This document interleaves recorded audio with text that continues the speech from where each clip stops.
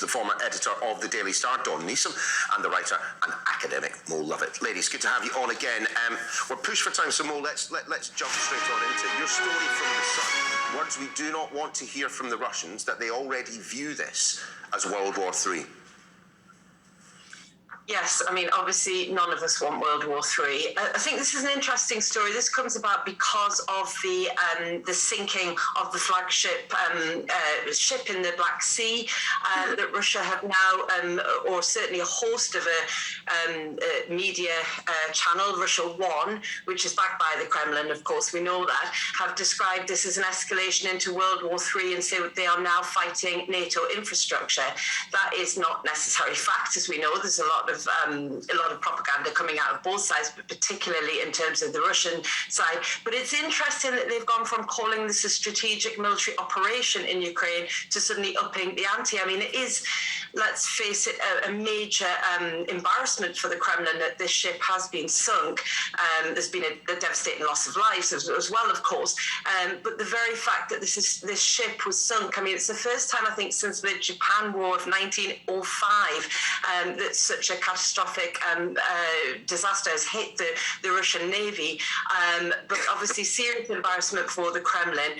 And the point of this ship is that it was there to protect other ships. It was kind of the lead ship within the Black Sea operation. So it is a major embarrassment. So this is probably why they've come out with this kind of fighting talk. But obviously, as you say, Neil, none of us want an escalation in the language or indeed the material reality on the ground.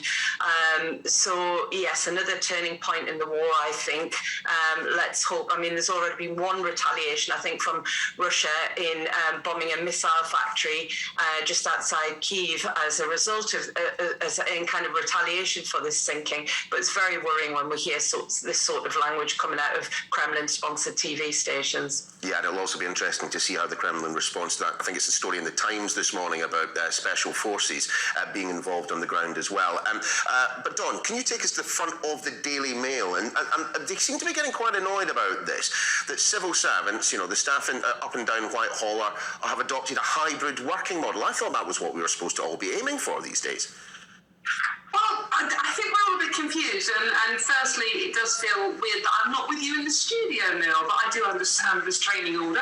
However, this is a Daily Mail exclusive investigation. They have got the Nixon and twist about this one, but just 2 days a week in the office for civil servants.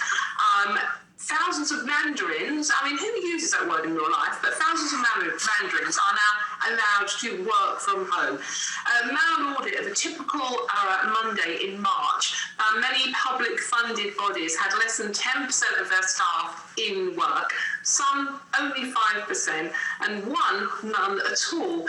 Now, when you consider how hard some departments, in particular the doctors and nurses working for the Department of Health and the frontline, are working, it's a bit much that some people are still actually working from home, and they're getting allowances to work from home as well. They get loans to buy desks and things like that. Now, look, there are enormous benefits to working in an office, especially if you're a younger employee, and also it supports satellite businesses like sandwich shops and the hospitality industry in cities as well.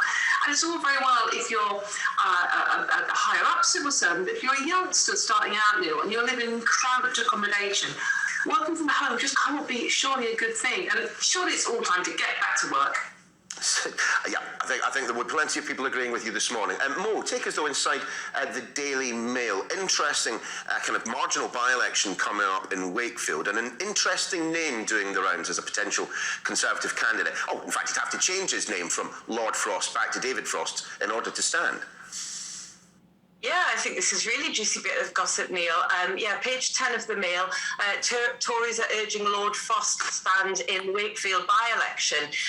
And as you say, he can actually, because of a change in the rules in 2014, he could actually come out of the Lords in order to stand. And I think the idea is that he's very popular, particularly with Brexit voters and the Tories in general. He's very statesmanlike. He's a professional man. He's a serious man, whether you agree with his politics or not. He's certainly seen as a very serious politician. So, and this is what the Tories think they need in the Wakefield by-election. Let's remember this is one of these red wall Tory seats that turned from Labour, a long-term Labour seat, up until 2019 when the Tories took it from Labour. I mean, I suspect, I think it's an interesting piece of gossip, and I'd really like to see David Frost return to frontline politics. I think it's probably a bit of a risky bet for him because it's not necessarily clear that the Tories are particularly high in the polls at the moment in this stage of the election cycle.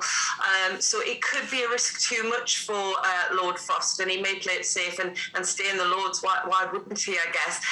But it's certainly an interesting bit of gossip, and I do think it's one to watch this space and see if Lord Frost is tempted by a return to the Commons. I suspect we will soon find out. Dawn, you've got 30 seconds to tell us why 2/3 of Britons want the Prime Minister to resign if...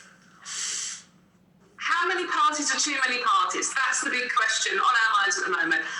55% of Brits, 2/3 of Britons actually want Boris Johnson out if he gets any more party fines. Obviously, it's already been fined 50 quid for being ambushed by a birthday cake, if I remember rightly, along with Rishi and the missus. I have the name, I forgot. So, in any case, they've already had one fine, but we think that if he gets fined more, then he should be out and he should resign. And interestingly, 55% of us also think that Rishi should resign. And Rishi, I thought he'd more or less got away with the one party. And only 14% of us now think that Boris is telling the truth about he didn't know what a party was. Still, 1 in 4 think he should remain in role even if he does get more fines, which is another way of putting the headline on the story. Dawn, Mo, we will be back for round 3 just before 9 o'clock. We will see you then. But you can stay right where you are. We will have more from Ukraine. In the past few minutes, we've been hearing from the mayor of Kiev, Vitaly Klitschko, suggesting that there has been an explosion on the outskirts of the capital, the southeastern district of Kiev on the left bank of Dnipro. We will have more of that after this.